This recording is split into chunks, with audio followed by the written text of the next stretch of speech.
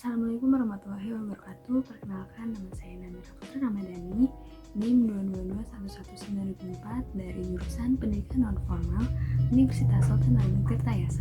Saya akan menganalisis salah satu pembangunan fisik di bidang pendidikan berupa sekolah yang ada di daerah Tangerang untuk memenuhi tugas mata kuliah pengembangan sosial dan pembangunan masyarakat yang diampu oleh Ibu Herlina Siregar MPD. Pada hakikatnya, pembangunan adalah proses perubahan terus-menerus pada kemajuan untuk perbaikan menuju ke arah tujuan yang ingin dicapai. Pembangunan fisik di bidang pendidikan yang notabene adalah pendidikan merupakan hak dasar setiap anak. Pendidikan juga merupakan satu investasi pembangunan terbaik guna mencapai tujuan pembangunan berkelanjutan dan hasil pembangunan lainnya. Di Indonesia sendiri, sebagai negara kultur, berupaya melakukan pembangunan. Pembangunan nasional Indonesia harus bertujuan mencapai negara kesatuan yang berkedaulatan rakyat, serta adil dan makmur yang berasaskan Pancasila.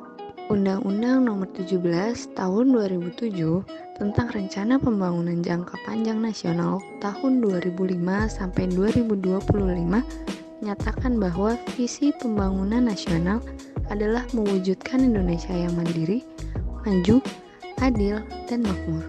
Mandiri berarti mampu mewujudkan kehidupan sejajar dengan negara lain dengan mengandalkan kemampuan dan kekuatan negara sendiri. Maju berarti tingkat kemakmuran yang tinggi disertai dengan sistem dan kelembagaan politik dan hukum yang mantap.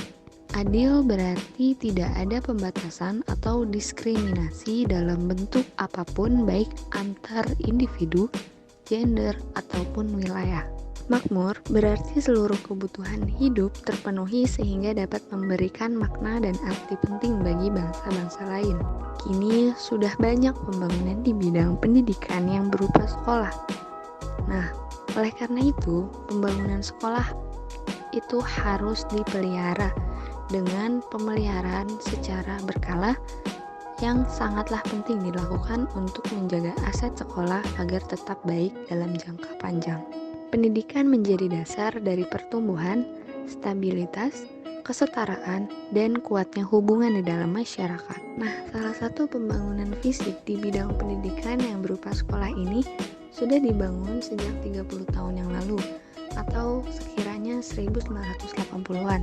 Nah, di kawasan Tangerang dahulu sangatlah sedikit pembangunan fisik berupa infrastruktur, tetapi semakin majunya zaman dan semakin banyaknya masyarakat, maka pembangunan fisik berupa sekolah dan rumah itu semakin banyak.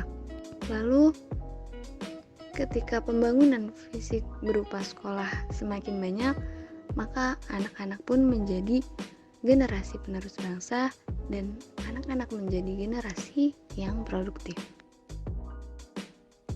Kendala apa saja yang dirasakan oleh masyarakat ketika pembangunan fisik tersebut sedang ada renovasi atau sedang ada pembangunan? Enggak ada kendala apa-apa. Alhamdulillah saya masih dikasih tempat itu enggak diusir-usir. Kecuali kalau ada penilaian dari itu gitu. Penilaian suruh pindah sementara gitu. Ada penilaian dari wali kota gitu. Kalau sekolah sih sejauh ini belum pernah ya. Paling renovasi juga penambahan bangunan kayak gitu tuh itu kan apa baru tuh yang itu tuh. Yang merah ya? Iya, setahun apa 2 tahun gitu. Kalau renovasi mah enggak sih, enggak ngaruh. Ya kita kan di samping sekolahan ya, paling ya jalannya ya apa hujan apa gitu aja. Apa manfaat dari pembangunan fisik berupa sekolah bagi masyarakat? Ya, manfaatnya mah pembangunan enak dilihat, nyaman dinikmati sama yang lingkungan gitu. Ya kalau bagus mah enak lah dilihat. Manfaatnya ya itu sih. Pertama ya kan kalau dari di sini ya khususnya di sini ada penambahan ruangan, berarti otomatis kan yang sekolah jadi bertambah juga ya. Ya otomatis murid juga nambah gitu. Iya, berarti ketika pandemi ini masih ada manfaatnya juga, Bang?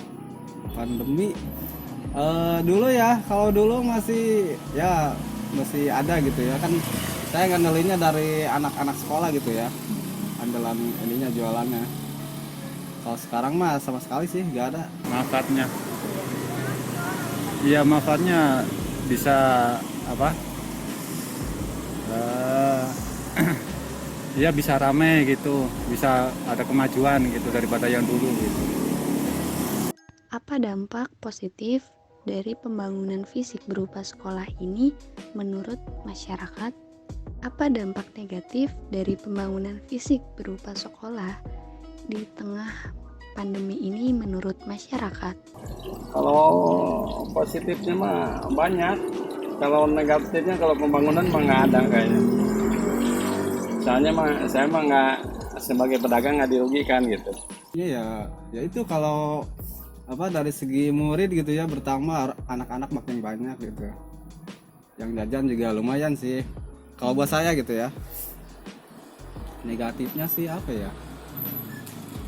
Bagi sebagian mungkin ada yang mungkin ke ini keganggu apa gimana gitu ya. Tapi kalau di sini mah enggak sih. Yang khususnya kalau yang di kantin-kantin gitu ya, kan berhenti dulu tuh. Tapi di sini Kalau anak-anak masuk ya alhamdulillah berjalan dengan lancar gitu bagus. Kalau lagi libur, kalau nggak ada anak-anak ya sepi gitu, kendalanya begitu. Apa saja kelebihan dari pembangunan fisik berupa sekolah ini menurut masyarakat? Apa saja kekurangan atau kelemahan dari pembangunan fisik berupa sekolah ini bagi masyarakat? Ya kalau kelebihannya ya bagus, rapi gitu lah. Kelebihannya, kalau kekurangannya mah kurang tahu ya. Kekurangannya mah nggak ngelihat kekurangannya saya, cuma kelebihannya gitu. Ya kayak tadi sih. Ini gimana nih? ya, bentar ya. kayak mungkin omset abang nurun atau enggak gitu, kelebihannya, kekurangannya Dari dampak apa tuh? dari dampak pembangunan ini. Pembangunan. Kayak kan sekolah jadi nggak ada muridnya, apakah masih stabil omset abang atau Kalau itu sih lebih ke karena pandemi sih kalau saya mah, bukan gara-gara ini pembangunan. Sama sekali sih kalau dari ini mah udah hampir gak bisa diandelin. Dari selama pandemi? Iya. Kayaknya udah bagus sih, nggak ada kekurangannya. Kurang. Berarti lebih banyak kelebihan ya, Pak? Iya kelebihannya. Terus pas pandemi ini omset Bapak tuh stabil atau gimana? Udah nggak ada nol. Iya nol nggak ada anak-anak jadi nggak. Jadi kesimpulan dari salah satu pembangunan fisik di bidang pendidikan yang berupa sekolah adalah memiliki banyak manfaat, tujuan, dan dampak bagi masyarakat, apalagi dalam mempermudah akses masyarakat di dunia pendidikan, serta memberikan ruang atau tempat pada masyarakat yang ingin berjualan di sekitarnya. Jadi sekian, kurang lebihnya mohon maaf. Wassalamualaikum